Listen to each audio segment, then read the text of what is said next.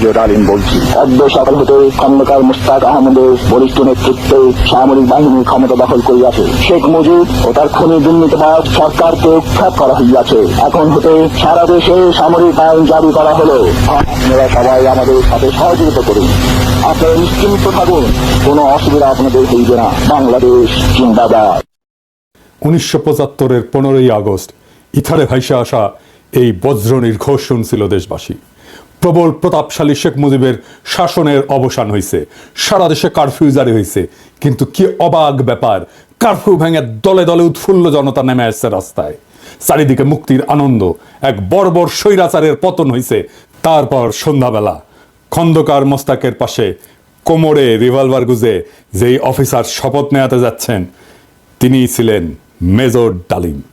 Major ডালিম রাতারাতি হয়ে উঠছিলেন নায়ক, সাহসের প্রতিমূর্তি। তারপরে 75-এর সব বীরকে পাঠানো হলো নির্বাসনে। সে আরাক আলাপ আর একদিন করব। এরপর তিনি শুধু নামই ছিলেন ইতিহাসে। ওনার সাথে আমার প্রথম যোগাযোগ হয় 2019-এ প্যারিসে আসার পরে। ওনার সাথে চ্যাটিং হতো। ওনার একটা ফেবু আইডি ছিল ফ্যালকন আইজ নামে। নানা বিষয় আলাপ হইতো, ব্যাপক পড়াশোনায় ভদ্রলোকের। আমার সাথে ফোনে বা ভিডিওতে কখনো কথা হয়নি, তবে আমার ঘনিষ্ঠ সার্কেলের অনেকের সাথেই নিয়মিত কথা হইতো। আমি কথা বলতে চাইছিলাম, উত্তরে বলছিলেন বলবো সময় হইলেই।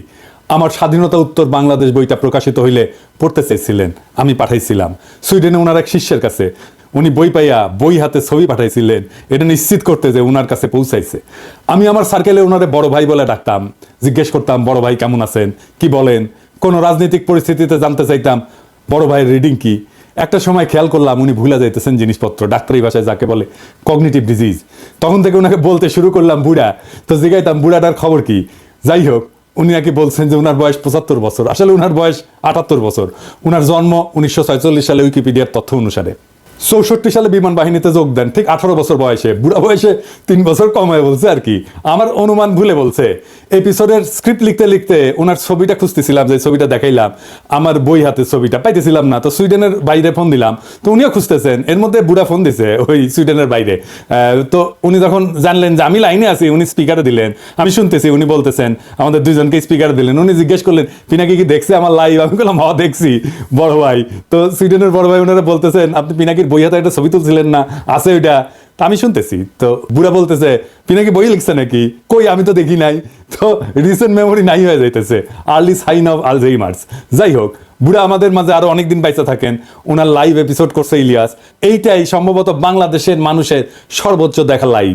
ইউটিউবে একসঙ্গে সর্বাধিক সংখ্যক দর্শকের লাইভ স্ট্রিমের রেকর্ডটা 8 মিলিয়ন। তবে এইটা বাংলা ইউটিউবের সর্বোচ্চ, এটা নিঃসন্দেহ। এবং আমার মনে হয় এই রেকর্ড আর কেউ কখনো ভাঙতে পারবে না। এইবার আসেন এপিসোডের প্রসঙ্গে। বাম, আওয়ামী লীগ আর প্রগতিশীল বিএনপির পুচ্ছে আগুন লাগিয়েছে একই সাথে।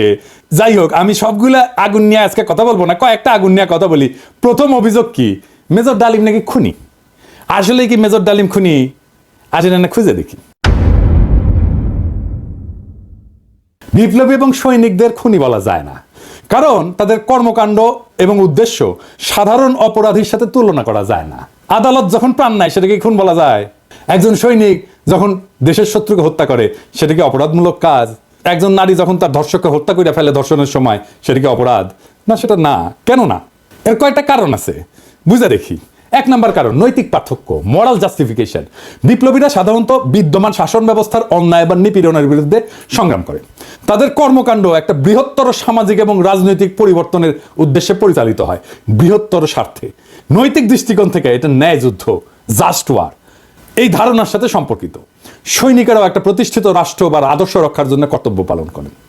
2 নাম্বার, উদ্দেশ্যের মাহাত্ম্য, এটাকে ইংরেজিতে বলে এন্ডস ভার্সেস মিনস।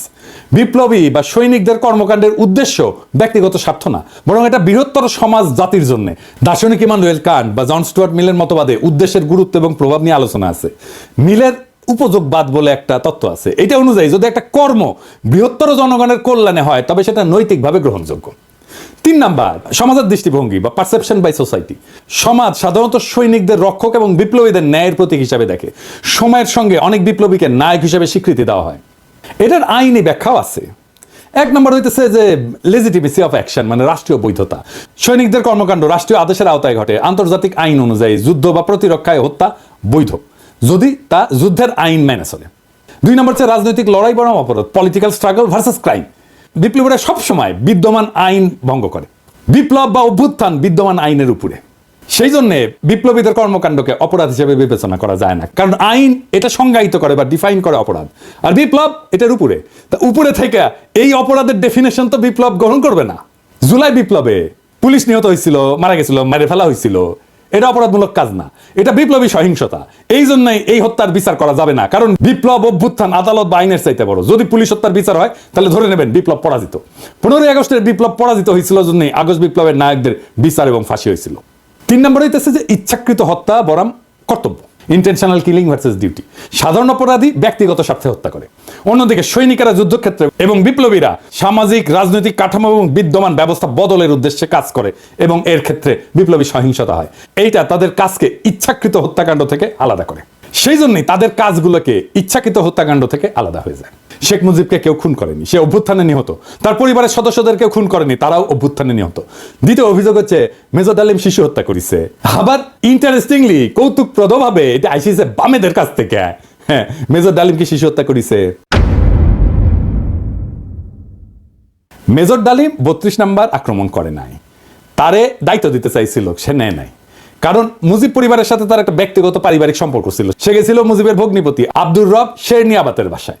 সেখানে তার 14 বছরের বয়সী মেয়ে বেবি, 12 বছরের বয়সী ছেলে আরিফ এবং 4 বছর বয়সের নাতি সুকান্ত আব্দুল্লাহ, যেটা আবুল হাসনাত আব্দুল্লাহর ছেলে, ও মারা যায়। আবুল হাসনাত আব্দুল্লাহ হারামজাদাটা পানির ট্যাঙ্কে লুকেছিল, বেঁচে যায়। কিন্তু কথা হইতেছে বাড়ির নারী আর শিশুদের বন্দুকের মুখে ফেলায় পানির ট্যাঙ্কে লুকেছিল কেন হারামজাদাটা? ওইটা জয় বাংলা হইলে তো আরো সুবিধা হইলেনি।